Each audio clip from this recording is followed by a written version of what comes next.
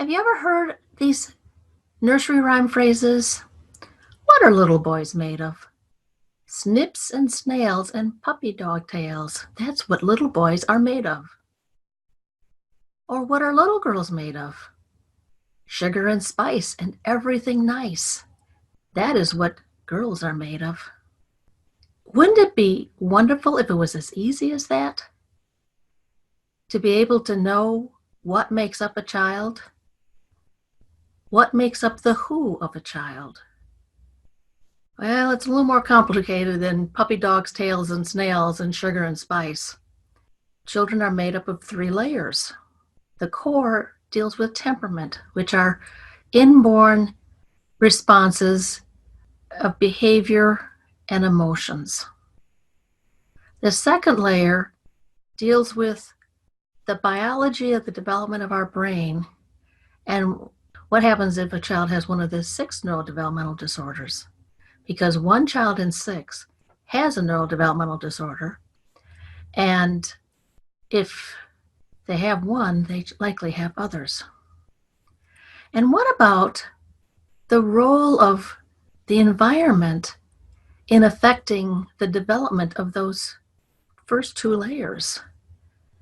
Because a positive, nurturing environment can help those layers blossom. But an abusive or neglectful environment, what we call toxic stress environment, can make things many times worse for them as children and then later as adults. So how do you work with a child?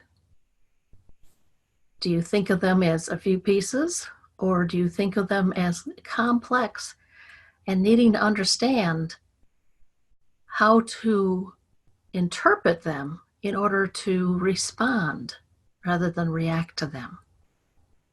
I'd like you to take time over this next week to see how you're doing, to check on how you interpret and respond or react to kids.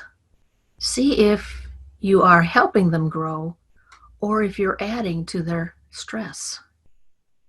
Because while a little bit of stress is needed for growth, too much stress wears the system out. And you can think of this as anything in life. You can think of it as bridges that have heavy weights going over for years at a time, and they finally reach a stress limit. You can see it in blowing up a balloon. And if you blow too far, you go beyond its stretch, which is also stress limit, and it pops. So over this next week, think about what you're doing that either gives a little stress to increase their ability to stretch and be flexible, or if you're overstressing them and creating a possible pop or meltdown in their lives.